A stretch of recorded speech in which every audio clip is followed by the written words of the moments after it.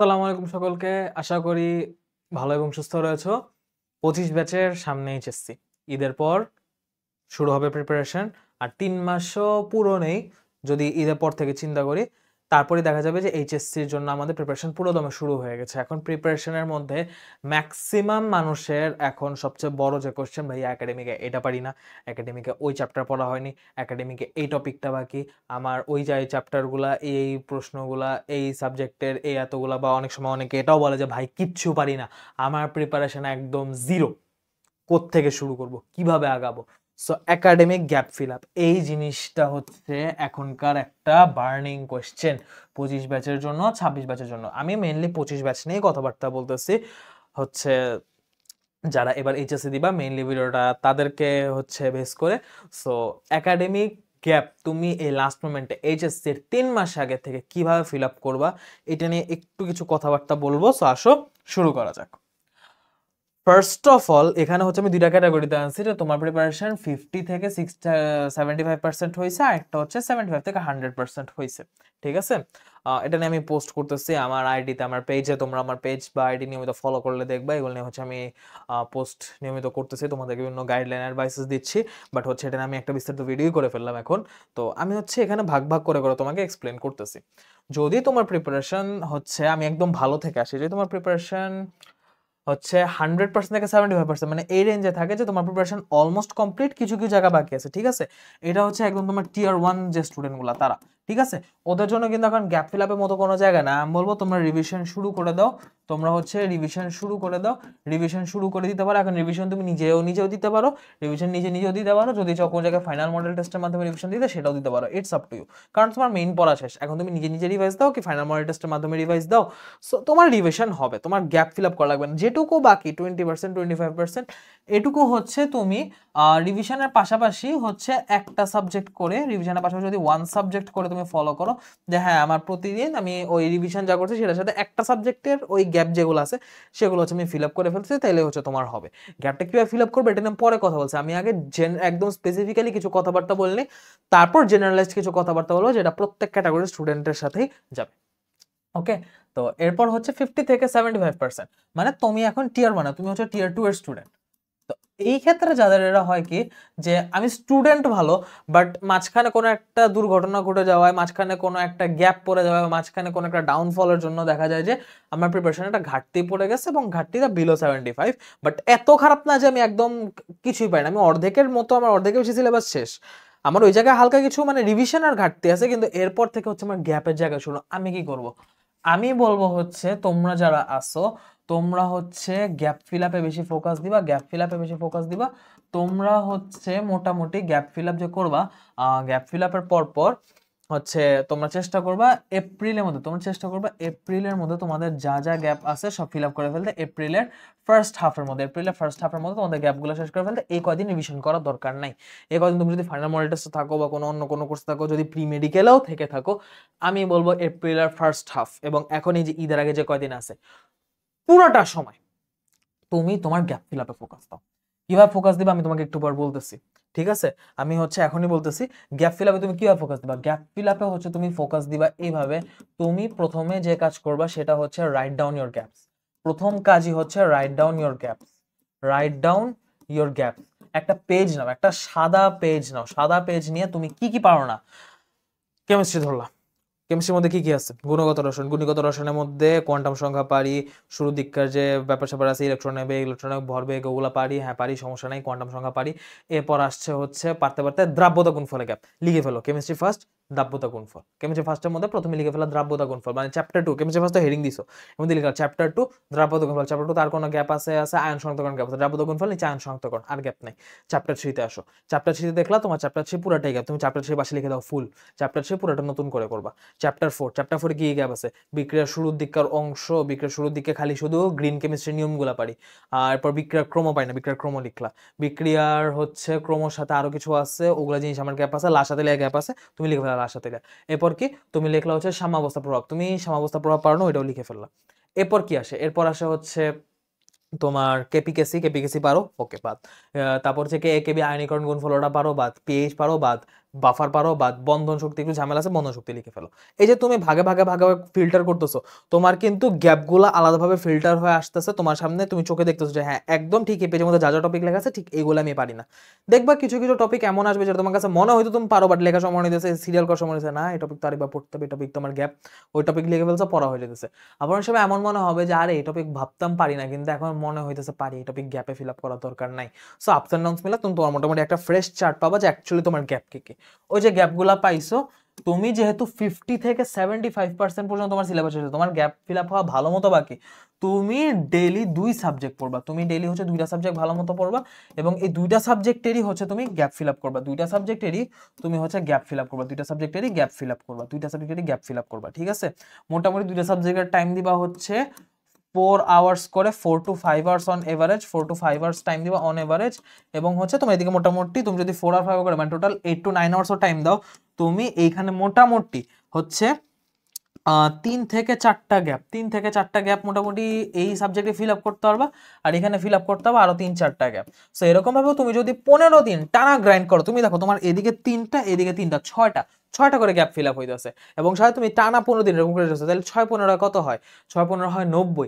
90টা gap মানে বুঝো 90টা gap কারো 50 থেকে 75% আছে, কারো এত গ্যাপও হয় না। এত গ্যাপ কাদের হয়? এত গ্যাপ হবে যারা ওই যে বলে না আমি জিরো প্রিপারেশন, যে জিরো প্রিপারেশন নিয়ে আমি কিভাবে আগাবো, জিরো প্রিপারেশন নিয়ে, আরে লেখা তো আমি 12টা বাজায় ফেলছি, লেখা তো ধাজিয়া উড়াই দিছি। জিরো প্রিপারেশন নিয়ে কিভাবে আগাবো? জিরো প্রিপারেশন নিয়ে ভাইয়া আমার কি আদৌ এ প্লাস পাওয়া সম্ভব? আমার কি আদৌ এ প্লাস পাওয়া সম্ভব? এ প্লাস পাওয়া সম্ভব কিভাবে? এ প্লাস পাওয়া সম্ভব করতে হলে তোমাকে পুরা মে পর্যন্ত, মে পর্যন্ত পুরো একদম নিজেকে লক ইন করে ফেলতে হবে। এই পর্যন্ত তুমি হচ্ছে তোমার যা যা গ্যাপ আছে, একদম জিরো থেকে কেউ শুরু করে না, কিছু না কিছু হলে তুমি পারো, 10% 20% হইলে পারো, জিরো থেকে এই পর্যন্ত কেউ শুরু করবে না। এইচএসসি 26 যারা আছে তাদের এখন জিরো প্রিপারেশন নাই, এই জিনিসটা অলওয়েজ মাথায় রাখো। আমি কিচ্ছু পারি না, আমার প্রিপারেশন জিরো, এই কথাটা একটা মিথ, এই কথাটা একটা ভুল। তোমার 10%, 20%, 30% প্রিপারেশন আছে, বিলো 50 প্রিপারেশন, বাট নট 0%। ওকে, তো তুমি তোমার গ্যাপগুলো লেখো, এই সেম ভাবে তুমি তোমার গ্যাপের লিস্ট লিখবা, তোমার গ্যাপের লিস্ট হয়তো লম্বা হবে, আর কিছু না, তোমার গ্যাপের লিস্টটা লম্বা হবে। তোমার যদি কোনো চ্যাপ্টার নিয়ে সন্দেহ থাকে যে এই চ্যাপ্টারে আমি আধার বেশি টপিকে পাই না, ওই চ্যাপ্টারে নতুন করে পড়ো, ঠিক আছে, বাট তোমাকে পড়তে হবে পুরা মে মাস পর্যন্ত। তুমি হচ্ছে আমি যারা 50 থেকে 75 তাদেরকে বলছিলাম হচ্ছে এপ্রিলের ফার্স্ট হাফের মধ্যে শেষ করে ফেলো, কিন্তু তুমি যেহেতু জিরো প্রিপারেশন বলছো, তুমি হচ্ছে মে মাস পর্যন্ত সময় নাও, মের ফার্স্ট উইক পর্যন্ত যেন তোমার সব সিলেবাস শেষ হয়ে যায়। কথা হচ্ছে ভাইয়া এত কম সময় দিলেন, মের ফার্স্ট উইক। দেখো আমি আগে যাদেরকে বলছি এপ্রিলে ফার্স্ট হাফের মধ্যে শেষ করবা, ফার্স্ট হাফের মধ্যে বললেই শেষ হবে না। তুমি যদি ফার্স্ট হাফ টার্গেট রাখো, তোমার শেষ হতে হতে পুরো এপ্রিল লেগে যাবে। তুমি যদি মের ফার্স্ট উইক টার্গেট রাখো, তোমার শেষ হইতে হইতে 15 মে 16 মে, মানে মের অর্ধেক চলে যাবে। তুমি যদি টার্গেটে নাও যে মে মাস পর্যন্ত শেষ করবো, তোমার সিলেবাস জুনে শেষ হবে। তুমি যদি টার্গেটে নাও আমার সিলেবাস আমি এপ্রিলে শেষ করবো, তোমার সিলেবাস মে থেকে শেষ হবে। যে সময় তুমি সিলেবাস শেষ করছো তাতে 10 দিন আগে টার্গেট নাও। আমি আমার এইচএসসি সময় টার্গেট নিয়েছিলাম যে আমি আমার এইচএসসি সিলেবাস এইচএসসির 15 দিন আগে শেষ করব। আমার এইচএসসির রিভিশন আমি এইচএসসির 15 দিন আগে, সিলেবাস কমপ্লিট না, রিভিশন 15 দিন আগে শেষ করব। আমি স্টিল রিভিশন শেষ করতে করতে আমার এইচএসসি তখন বাকি মাত্র 10 দিন। আমার কিন্তু অনেক আগে সিলেবাস শেষ হয়েছে, বাট আমি যে গোল নিয়েছিলাম সেই গোল থেকে কিন্তু 5-6 দিন বেড়ে গেছে। এই জিনিস তোমারও হবে, এই জন্য টার্গেট একটু টাইট করে নিবা, একটু টাইট করে নিবা, একটু পরিশ্রম করবা, বেশি করে করবা, তাহলে হচ্ছে মোটামুটি 1-2 দিন যদি এক্সট্রা লাগে তুমি এক্সট্রা টাইম দিতে পারবা, ঠিক আছে। এপ্রিলে ফার্স্ট হাফ বলো, যদি এপ্রিলে ফার্স্ট হাফ না লাগে 20 এপ্রিল 25 এপ্রিল লাগে, still you are in advantage. যদি তোমার মে মাসে ফার্স্ট উইক না লাগে, ফার্স্ট হাফও লাগে, তাও এটা অ্যাডভান্টেজ, বাট স্টিল আগাইতে হবে, ঠিক আছে। এবং মের ফার্স্ট হাফের পর যেন যাওয়া যাবে না। এরপর হচ্ছে তুমি 16 মে থেকে রিভিশন স্টার্ট করে দিলে, 16 মে থেকে তুমি হচ্ছে রিভিশন স্টার্ট করে দিলে, এবং তুমি বলতে ভাই 16 মে হয়ে গেছে, এখনো তো আমার কিছু গ্যাপ বাকি, এখনো তো কিছু চ্যাপ্টার পারি না। ওই ক্ষেত্রে তুমি হচ্ছে একটু আগে যে আমি তুমি যখন বলতেছো যে 16 মেতে ভাইয়া এখন আমি কি করব, এখন আমার তো সিলেবাস মোটামুটি অনেকখানি শেষ, গ্যাপও ফিল হয়ে গেছে, এখন আমি কি করবো? তুমি তো এখন টিয়ার 1 এর স্টুডেন্ট, তুমি এখন কি করতে পারবা? তুমি এখন রিভিশন করতে পারো, এফএমটি তে যদি জয়েন করতে চাও জয়েন করতে পারো, রিভিশন করতে পারো, এবং সাথে তুমি ওয়ান সাবজেক্ট করো, তোমার যে বাকি গ্যাপগুলো আছে সেগুলো ফিল আপ করতে করতে আগাও, ঠিক আছে। কিভাবে তুমি জিরো প্রিপারেশন থেকে টিয়ার 1 টিয়ার 2 তে আসতে পারো, আমি তোমাকে সেই জিনিসটা দেখাইতেছি, ঠিক আছে। এখন কথা হচ্ছে ভাইয়া গ্যাপ তো আইডেন্টিফাই করলাম, ফিল আপ তো করতে বলতেছেন, ফিল আপটা কেমনে করব? গ্যাপ আমি কিভাবে ফিল আপ করব? এই জায়গায় আমি একটু কথা বলি। যদি তোমার গ্যাপ বলতে পুরো একটা চ্যাপ্টারে গ্যাপ থাকে, পুরো একটা চ্যাপ্টার গ্যাপ থাকে, ফুল চ্যাপ্টার ফুল গ্যাপ থাকে,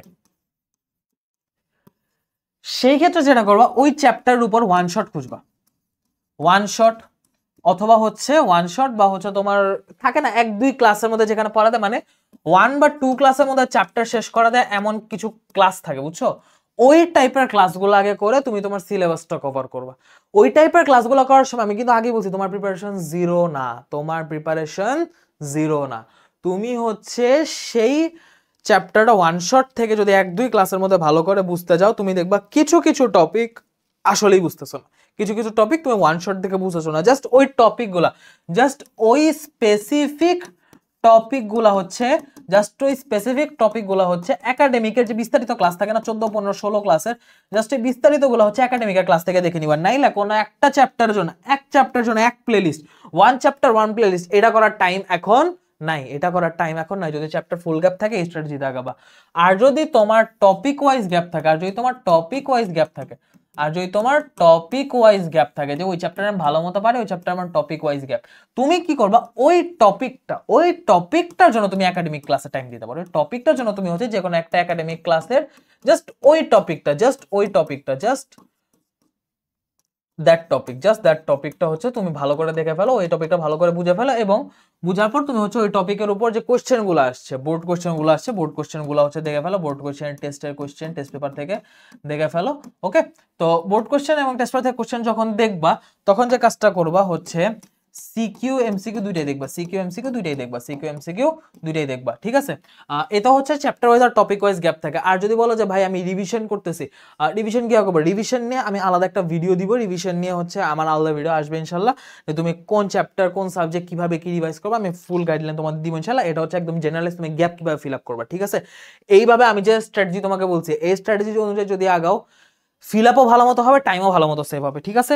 সো এভাবে হচ্ছে আগাবা। এখন হচ্ছে কিছু কনফিউশন নিয়ে কথাবার্তা বলবো, ফাইনালি কিছু কনফিউশন নিয়ে কথাবার্তা বলবো, যে এখন তো ভাই যারা ভালো স্টুডেন্ট আছি তাদের জন্য হচ্ছে একটা কোশ্চেন, ভাই short syllabus versus full syllabus, তারপর হচ্ছে একাডেমিক ভার্সেস অ্যাডমিশন, এবং হচ্ছে ভালো খারাপ সব স্টুডেন্টেরই একটা ব্যাপার হচ্ছে revision versus gap fill up. তো এই তিনটা টপিক না, সে কথাবার্তা বলো। ফার্স্ট অফ অল যদি নিচে থেকে আসে, revision versus gap fill up, কোনটায় বেশি প্রায়োরিটি দিব? আমি একটু আগেই তোমাকে টিয়ার 1, 2, 3 করে ভাগে ভাগে করে দেখাইছি যে কোন ক্যাটাগরি স্টুডেন্ট হলে তুমি কি করবা। যদি তোমার প্রিপারেশন 0 থেকে 50% হয়ে থাকে, তুমি এখন থেকে আগামী 1 থেকে 1.5 মাস, পুরা আগামী 1 মাস হচ্ছে তুমি গ্যাপ ফিল আপে ফোকাস দিবা। আগামী 1 থেকে 1.5 মাস গ্যাপ ফিল আপ করার পর তুমি হচ্ছে রিভিশন ফেজে আসবা। যদি তুমি 0 থেকে 50% প্রিপারেশন হয়েছে এমন গ্রেডের স্টুডেন্ট হও, যদি তোমার প্রিপারেশন 50-র উপরে থাকে বাট 75-এর নিচে, মানে অর্ধেকের বেশি সিলেবাস শেষ বাট এখনো আরো অনেকখানি বাকি, সেই ক্ষেত্রে তুমি করবা কি, গ্যাপ ফিল আপ করতে করতে আগে তুমি এপ্রিলের প্রথম 15-20 দিনের মতো গ্যাপ ফিল আপে টাইম দিবা। 15 তারিখ 16 তারিখ পর্যন্ত তুমি পুরো তোমার গ্যাপের মধ্যে টাইম দিয়ে, তারপর হচ্ছে ওই গ্যাপটুকু ফিল আপ করার পর দেন তুমি রিভিশনে চলে আসো। আর যদি তোমার অলরেডি 75% প্লাস সিলেবাস শেষ হয়ে গেছে, না ভাই অনেকখানি শেষ বাট স্টিল কিছু কিছু বাকি, সেই ক্ষেত্রে তুমি রিভিশন আর গ্যাপ ফিল আপ একসাথে চালাবা, যেটা আমি একটু আগে বলছি। একাডেমিক ভার্সেস অ্যাডমিশন, ভাই একাডেমিকে প্রিপারেশন নিতেছি, অ্যাডমিশনে নেওয়া হইতেছে না, আবার অ্যাডমিশনের ক্লাস শুরু করলে একাডেমিকে গ্যাপ করে দেবে, এটা নিয়ে একটা বিপদে আছি। এই জিনিসটা নিয়ে কি করব? আমি এই জিনিসটা নিয়ে তো একটা ভিডিও দিছিলাম যে কিভাবে প্রি মেডিকেলে পড়াশোনা করা উচিত, এবং প্রি মেডিকেলে পড়াশোনা করলে একাডেমিকে গ্যাপ পড়বে কিনা সেই জিনিস আমি বলছিলাম তোমাকে। তোমরা ভিডিওটা হচ্ছে এই চ্যানেলে পাবা, দেখে আসতে পারো হচ্ছে, ঠিক আছে? আর একাডেমিকের সাথে অ্যাডমিশন প্রিপারেশন কিভাবে নিবা সেটার জন্য যদি বলে, একাডেমিকের সাথে অ্যাডমিশনের প্রিপারেশন নেওয়ার জন্য বোর্ড কোশ্চেনের সাথে আরো একটা জিনিস দেখতে হবে, সেটা হচ্ছে প্রিভিয়াস ইয়ার কোশ্চেন ব্যাংক। তুমি যেটার জন্য পড়াশোনা করবে, মেডিকেল হলে মেডিকেল, তারপর হচ্ছে ভার্সিটি হলে ভার্সিটি, ইঞ্জিনিয়ারিং হলে ইঞ্জিনিয়ারিং, তুমি যেটার জন্য পড়তে চাও সেটা একটা কোশ্চেন ব্যাংক কিনে রেখে দিবা। টপিকটা পড়ার পর ওই টপিকের উপর বোর্ড কোশ্চেনের সাথে একটু অ্যাডমিশনের কোশ্চেনগুলো দেখে ফেলবা, তোমার অ্যাডমিশন প্রিপারেশন ওদিকেই হয়ে যাবে। এবং তুমি যদি টিয়ার 1 বা 2 এর স্টুডেন্ট হও, তাহলে আমি বলবো তুমি প্রি মেডিকেলে এনরোল করে ফেলো, এখন থেকে মেডিকেল প্রিপারেশন শুরু করে দিলে করতে পারো। কারণ যারা টিয়ার 2 তে আছো তারা হচ্ছে 10-15 দিনের মতো মোটামুটি তোমাদের গ্যাপ ফিল আপ অনেকখানি একটা ভালো পরিমাণ শেষ যাবে, বাকিটুকু তুমি অ্যাডমিশন এবং রিভিশন একসাথে করতে করতে করতে করতে বাকিটুকু তোমার হয়ে যাবে ইনশাল্লাহ, ঠিক আছে? বাট যারা গ্রেড 3 তে আছো, যে ভাই আমার 50% প্রিপারেশন ঠিক মতো হয়নি, তোমাদের আমি এখনই প্রি মেডিকেল বা অ্যাডমিশন সাজেস্ট করতেছি না। তোমরা আগে নিজের গ্যাপ ফিল আপ করো, আগে এইচএসএ সিকিউর করো, তারপর রিভিশনে আসো, ঠিক আছে? বাট তোমার যদি সুযোগ থাকে যে না ভাই আমি প্রেশারে হলে অ্যাডমিশন করতে হবে, টিয়ার 1 2 স্টুডেন্টের ক্যাপাবিলিটি আছে, তোমরা চলে আসো অ্যাডমিশনে, বেশি লেট করার কোনো দরকার নাই, অ্যাডমিশনে কিন্তু অলরেডি সময় কম পাওয়া যায়। আচ্ছা, short syllabus versus full syllabus, এইটা নিয়ে আরেকটা ডিলেমা, যে ভাই এইচএসসি তো শর্ট সিলেবাস পড়তেছি, এখন কি আমি অ্যাডমিশনের জন্য এইচএসসি শর্টসের সাথে ফুল করে ফেলবো? এখানেও হচ্ছে একটা কথা, যদি তুমি টিয়ার 1 2 3 এর মধ্যে টিয়ার 1 এর স্টুডেন্ট হও, যদি তুমি টিয়ার 1 এর স্টুডেন্ট হও, তুমি শর্টের সাথে ওইটার ফুল যে পার্টটা আছে সেটা দেখতে পারো, বা ফুলের যে ফুল সিলেবাসে যে এক্সট্রা চ্যাপ্টারগুলো আছে সেই এক্সট্রা চ্যাপ্টারগুলো আগাইতে পারো। বাট বাকিদের আমি এই জিনিসটা সাজেস্ট করতেছি না, ইভেন যারা টিয়ার 1 এ আসো তাদের জন্য এই জিনিসটা অপশনাল। এই জিনিসটা অপশনাল। তুমি যদি শর্টের সিলেবাসগুলাই, শর্ট সিলেবাসের চ্যাপ্টারগুলাই অ্যাডমিশন স্ট্যান্ডার্ড পরে রাখো, ফুল সিলেবাসের একটা চ্যাপ্টারও না ধরো, from scratch full syllabus HSC এর পর কভার দেয়া পসিবল, যদি তোমার শর্ট সিলেবাস ঠিকঠাক থাকে। ওকে, যদি তোমার শর্ট সিলেবাস ঠিকঠাক থাকে ফুল সিলেবাস তুমি এমনি ভালো মতো করতে পারবা। ওকে, সো আশা করি তোমাদের এই ভিডিওর মাধ্যমে যে একাডেমিক প্রিপারেশন বা গ্যাপ ফিল আপ নিয়ে কনফিউশন ছিল সেই কনফিউশনটা ক্লিয়ার হয়েছে।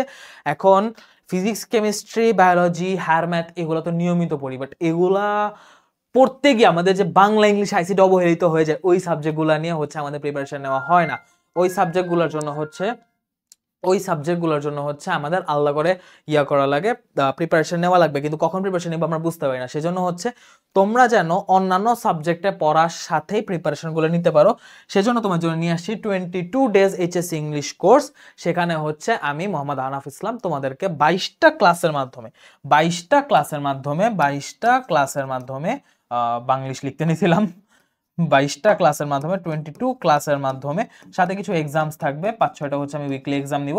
সেই এক্সামের মাধ্যমে হচ্ছে তোমাদের পুরো English first plus second paper আমি হচ্ছে গুছাই দিব, ফার্স্ট প্লাস সেকেন্ড উভয় পেপার একসাথে আমি গুছাই দিব ইনশাল্লাহ। ঠিক আছে, এই কোর্সটা শুরু হবে ঈদের পর থেকে। যারা ইংলিশে গ্যাপ আছো তারা এই কোর্সে যুক্ত হয়ে যেতে পারো।